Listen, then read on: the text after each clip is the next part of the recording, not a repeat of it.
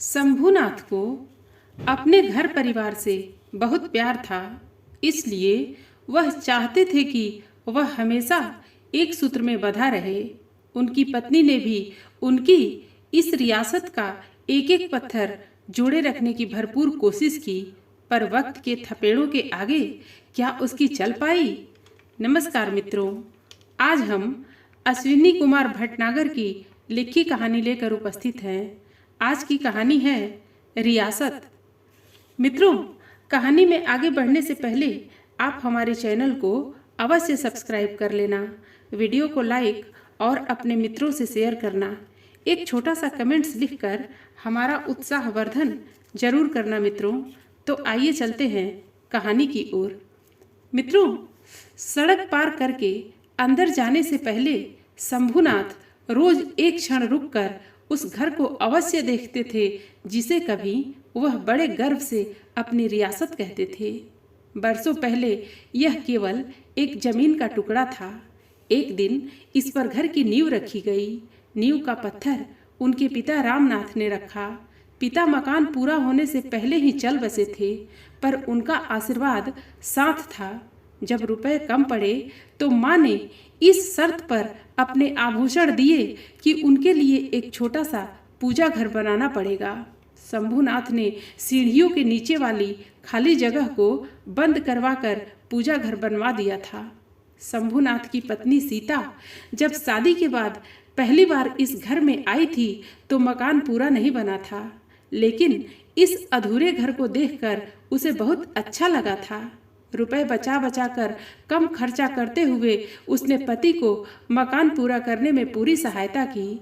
जब 2 कमरों का घर पूरी तरह बन गया तो उसे और शंभूनाथ को लगा कि उन्हें सारी दुनिया ही मिल गई।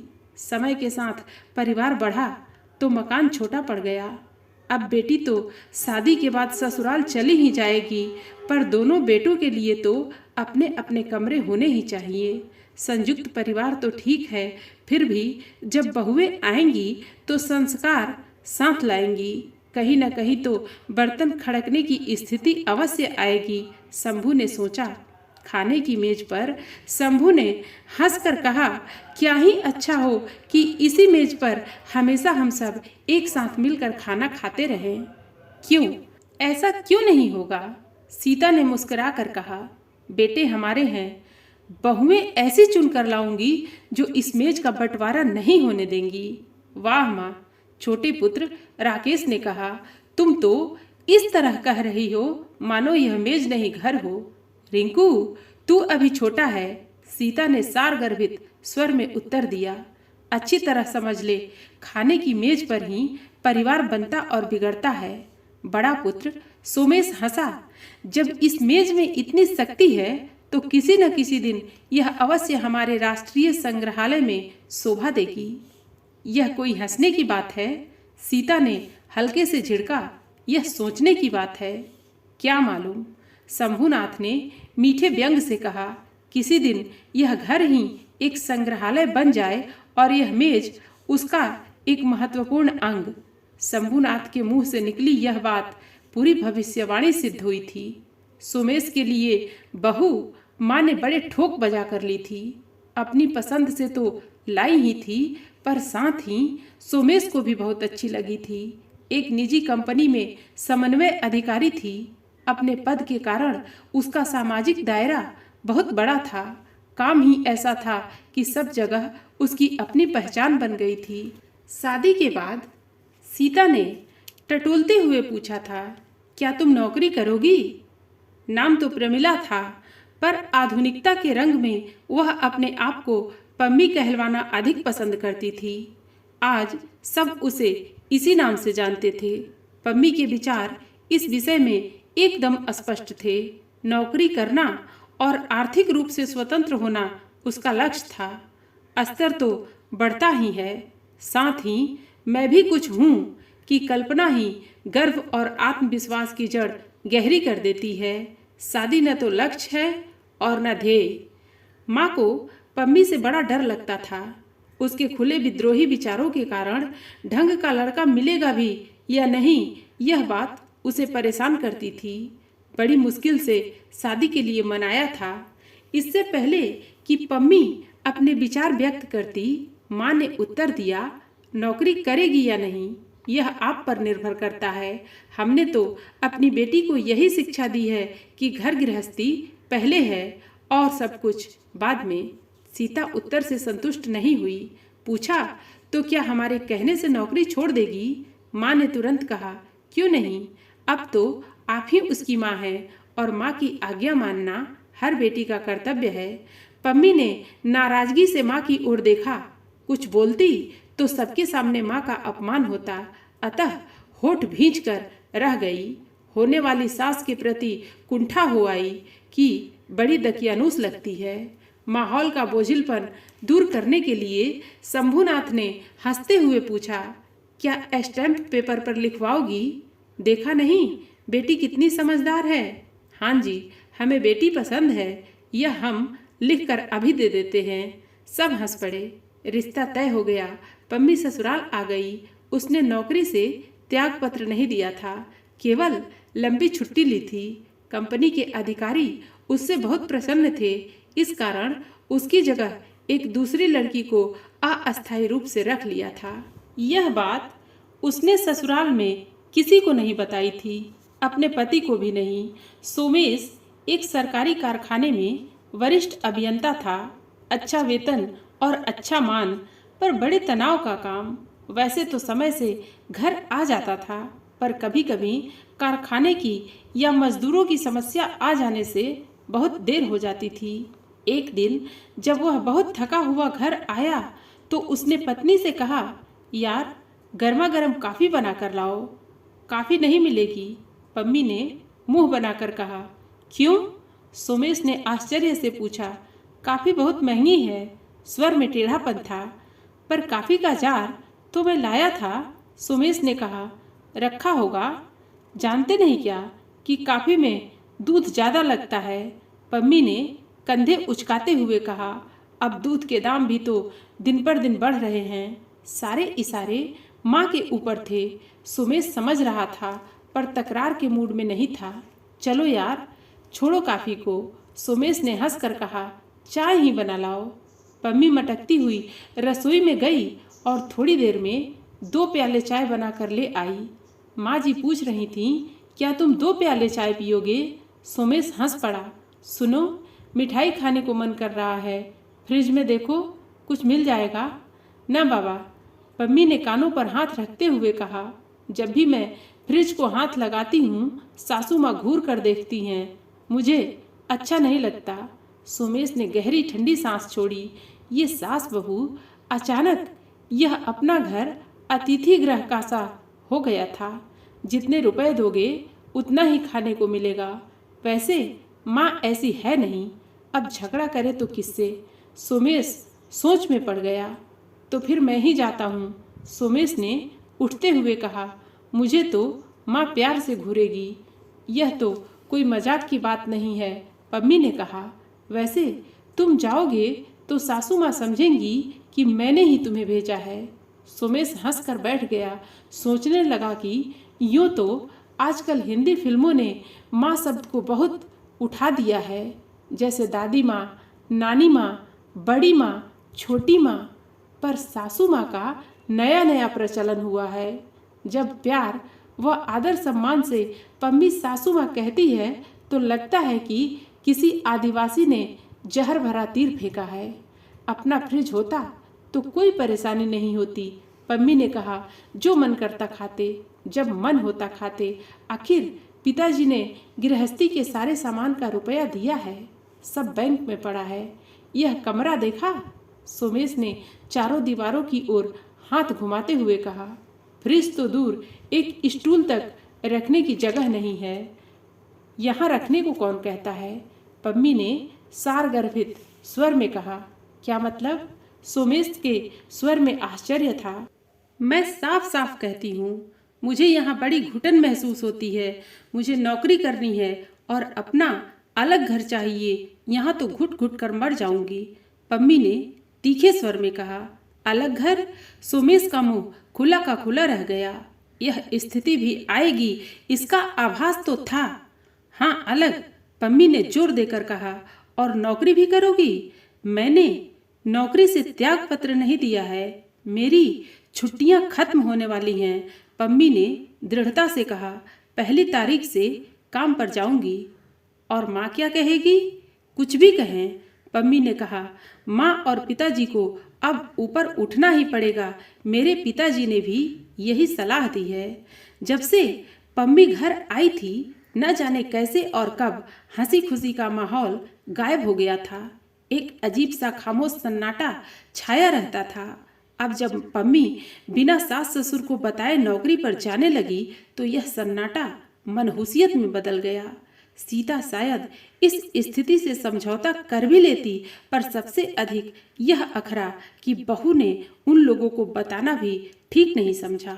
ठगे से खड़े उसे कंधे पर लटका बड़ा पर्स हिलाते हुए जाता देखते रहे।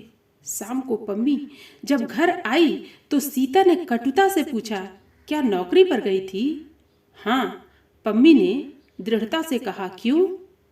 तेरी माँ ने तो कहा था कि जब हम चाहेंगे तो नौकरी करेगी, सीता ने कहा। मेरी माँ ने कहा था? पम्मी ने रुखाई से उत्तर दिया। मैंने तो नहीं कहा था। सही बात थी। सीता का मुंह खुला का खुला रह गया। यह भी होना ही था कि नाश्ता कौन बनाए, खाना कौन बनाए, इत्यादि इत्यादि। और यह भी होना था कि सोमेश एक दिन कह दे कि अब उसने दूसरा घर तलाश कर लिया है, अब वे लोग स्वतंत्रता से रहना चाहते हैं। वातावरण इतना गंदा हो गया था कि जब सोमेश और पम्मी सामान लाद कर चले तो सबने राहत की सांस ली। जाते हुए सीता ने ठंडी सांस भरकर इतना ही कहा था, बहू जा तो रही हो पर रिश्ता मत तोड़ देना। और इतना मान बेटे ने अवश्य रखा था। जब राकेश के विवाह की बारी आई तो सीता ने कोई गलती नहीं दोहराई। लड़की खाते पीते घर की हो पर अमीरी के सैलाब में डूबी हुई नहीं, घर गृहस्थी चलाए और नौकरी करने की सोचे भी नहीं, पढ़ी लिखी हो पर इतनी भी नहीं कि घमंड हो अपनी कागजी डिग्रियों का। संजोग से ऐसी लड़की मिल भी गई जिसमें ये सारे गुण थे। एक बात की कमी थी और वह यह कि बेचारी सुंदर नहीं थी। शायद यही कमी थी कि जिसका एहसास इतना था कि बहू हमेशा पति व सास ससुर की सेवा में लगी रहती थी। लगता था कि उन्हें प्रसन्न रखने के लिए ही उसने जन्म लिया था। नाम भी सादा था, सरला। राकेश का वेतन अधिक नहीं था, इस कारण माँ बाप के आशीर्वाद पर अधिक निर्भर था। वह यह भी जानता था कि माँ बाप के साथ रहने और उनकी सेवा करते रहने पर यह घर भी उसका हो जाएगा। इंसान के बर्ताव में ऐसी आशा बड़ा प्रोत्साहन होती है। स्वार्थ भी कभी कभी रास्ते से भटकने नहीं देता। विजया शंभुनाथ की बेटी अपने दोनों बच्चों के साथ मायके आई थी। पति का अपना व्यवसाय था, आयात निर्यात के सिलसिले में विदेश गया हुआ था, सो एक लंबे अरसे के बाद मायके आने का अवसर मिला था। सब मिलकर बहुत खुश हुए थे। बच्चों से विशेषकर इतनी रौनक और चहल पहल रहती थी कि सब उन्हें बिगाड़ने में लगे रहते थे। मुन्नी, सुमेश का फोन आया। अरे आई थी तो फोन तो कर देती, तेरी भाभी बहुत याद कर रही हैं, ले बात कर ले। मुंह बनाते हुए मुन्नी ने कहा, नमस्ते भाभी, कैसी हो? ठीक हूँ, पम्मी ने हल्के व्यंग से कहा। अच्छी कट रही है। अपने ढंग से रहने और जीने का जो सुख है, विजया ने भी व्यंग कसा। संयुक्त परिवार में ऐसी स्वतंत्रता कहाँ? सो तो है, पम्मी हंसी। समझदार हो। हाँ, कब आ रही हो? जब तुम दावत दो, विजया ने भी उसी अंदाज में कहा। लो, अब ननद रानी को भी दावत देने की जरूरत पड़ गई। पम्मी ने व्यंग से कहा, भाई अपना समझकर जब चाहो आ जाओ। ठीक है, अपना समझकर एक दिन आ जाऊंगी। विजया भी कटु उत्तर देने से नहीं चूकी। दरअसल भाई के घर जाने का मन ही नहीं करता। एक बार पति के साथ बहुत बुलाने पर 4-5 दिनों के लिए गई थी। दूसरे दिन ही भाग खड़े हुए। बात यह थी कि जब वे दोनों पहुंचे तो मालूम होने पर भी पम्मी बिना प्रतीक्षा किए काम पर चली गई थी। ट्रेन लेट थी, इस कारण वे घर देर से पहुंचे थे। सोमेश भी ताला लगाकर जाने ही वाला था कि संजोग से बाहर ही मिल गया। अरे, सोमेश ने चौंकने का बहाना बनाते हुए कहा, हमने समझा अब नहीं आओगी। चलो, विनय ने हंसते हुए कहा, देर आए दुरुस्त आए, क्या करें, ट्रेन ही लेट हो गई, अब दरवाजा तो खोलो। हाँ हाँ, सोमेश ने जल्दी से दरवाजा खोला और कहा, क्या करें, पम्मी को आज बहुत काम था और मेरी एक जरूरी मीटिंग है, शाम को मिलेंगे। मुन्नी, फ्रिज में कुछ सामान मिल जाएगा, चाय बना लेना और नाश्ता खाना भी। हमारे विनय बाबू का खास ख्याल रखना। मुन्नी घूरती रह गई और सोमेश चला गया। वाह, विनय ने हंसते हुए ताना दिया, क्या स्वागत है, भाई हो तो ऐसा। भाई नहीं, विजया ने चिढ़कर कहा, यह सब भाभी की करामात है। एक ही बात है, विनय हंसा। अब चाबी तुम्हारे पास है, शुद्ध घी का हलवा बनाओ और 4-4 अंडों का आमलेट। यह बात अलग थी कि विजया को न तो शुद्ध घी का पता लगा और न ही अंडों का। पम्मी ठीक बंदोबस्त करके गई थी। दिन भर झक मारी। शाम को पम्मी का फोन आ गया कि वह देर से आएगी। सोमेश भी थोड़ी देर से आया पर आ गया। उसके लिए भी चाय नाश्ता विजया नहीं बनाया।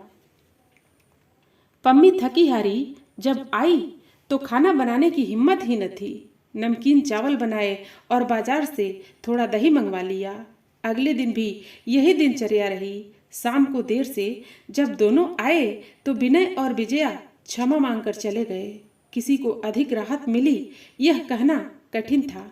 जहाँ पति पत्नी दोनों काम पर जाते हैं वहाँ पर कोई रिश्तेदार या मित्र आना पसंद नहीं करता।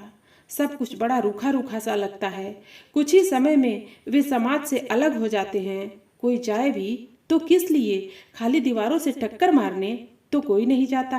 विजया जब मायके आती है तो घर घर सा लगता है। माँ बाप, भाई भाभी, बच्चे, सब में एक दूसरे के प्रति लगाव है। सदा आते रहने को जी करता है।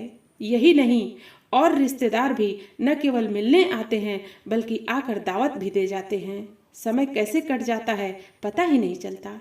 एक दिन विजया ने कहा, चलो भाभी, बड़े भैया के यहाँ चलते हैं। क्या खातिर होगी यह तो मालूम है, पर हम तो मिलने जाएंगे, खातिर के लिए नहीं।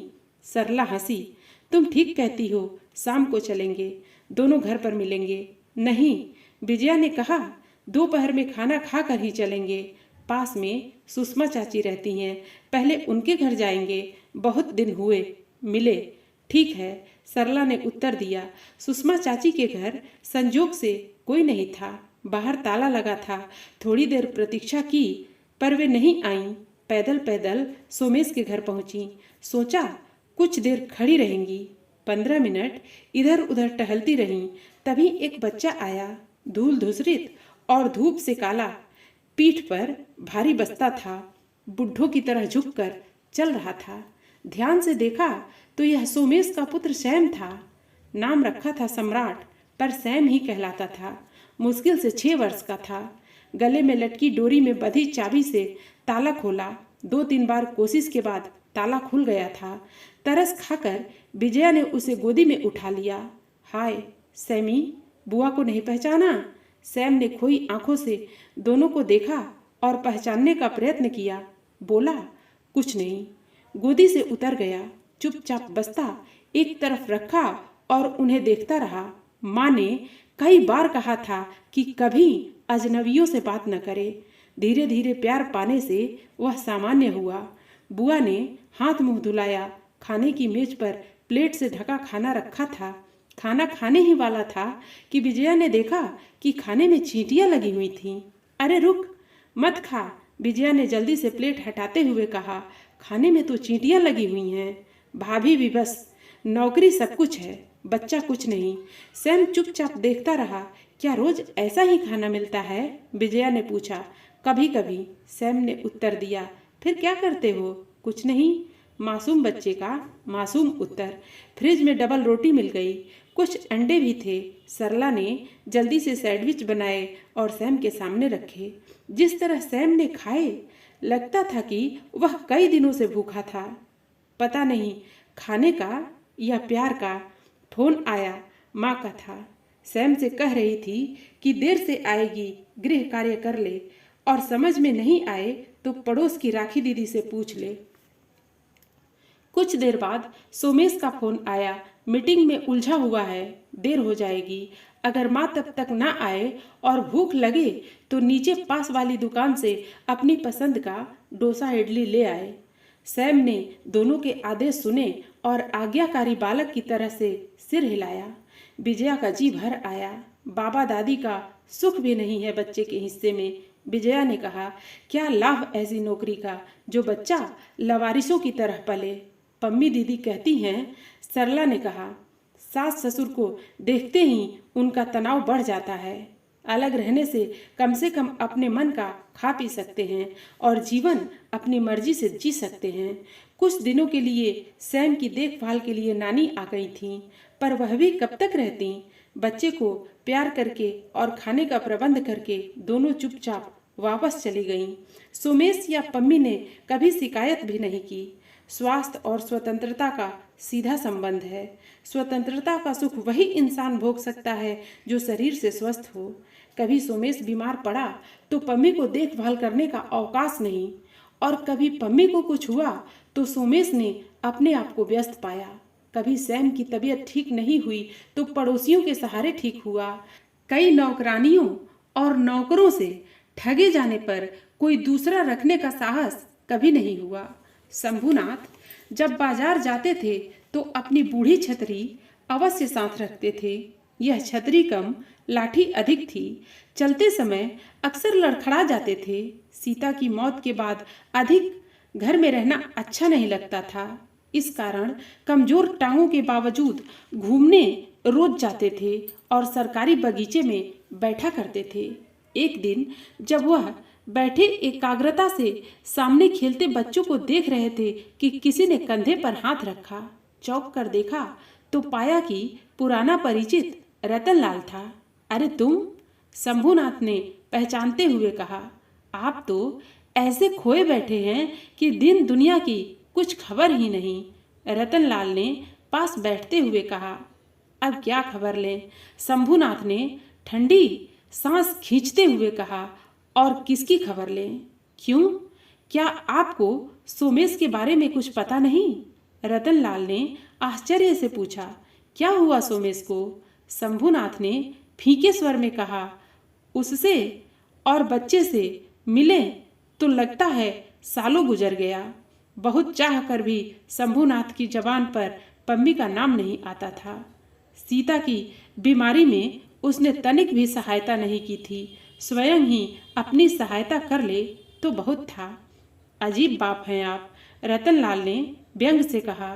कारखाने में क्रेन से लोहे का भारी टुकड़ा सोमेश के ऊपर गिर गया। शुक्र है कि सिर पर नहीं गिरा, नहीं तो पता नहीं क्या होता। अब शंभुनाथ को भी चिंता हुई। बच गया ना? बच तो गया, टांगों में काफी चोट आई है। रतनलाल ने उठते हुए व्यंग से कहा। चाहो तो देख आना, अब तो शायद घर आ गया होगा। राकेश के आने पर उसके साथ जाऊंगा, शंभुनाथ ने पूछा। और सैम को कोई देख रहा है? आप लोग नहीं हैं तो क्या हुआ? रतनलाल ने हंसकर कहा। पड़ोसी तो हैं।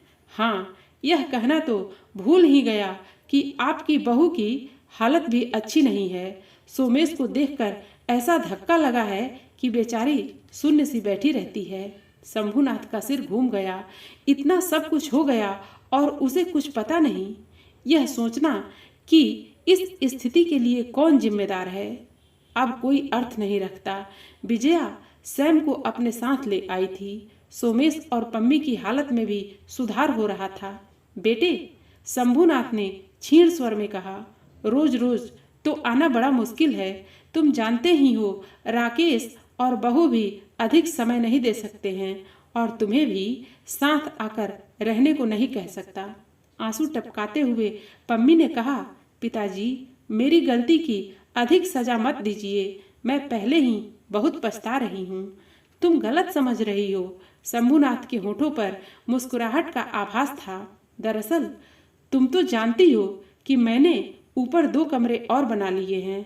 अब थोड़ा अकेला तो लगता ही है, साथ ही रुपए की भी जरूरत है, सो मैंने ऊपर का घर किराए पर उठाने का सोच लिया है। तुम लोग आना चाहो तो आ सकते हो। सोमेश का मुंह खुला का खुला रह गया। किराएदार? हाँ, शंभुनाथ ने कहा, किराएदार की तरह। वैसे जो किराया दोगे ले लूंगा। पम्मी का आहत स्वर था। घर के सदस्य की तरह नहीं आ सकते हम लोग? यह तो हमारी खाने की मेज ही बता सकती है, शंभुनाथ ने उठते हुए कहा। सड़क पार करके अंदर जाने से पहले हमेशा की तरह एक क्षण रुककर शंभुनाथ ने उस घर को देखा जिसे गर्व से अपनी रियासत कहते थे। बहुत खुश थे कि उनके खाने की मेज फिर से आबाद होगी, सिर्फ सीता नहीं होगी। मित्रों, हर कहानी में कोई न कोई संदेश छुपा होता है।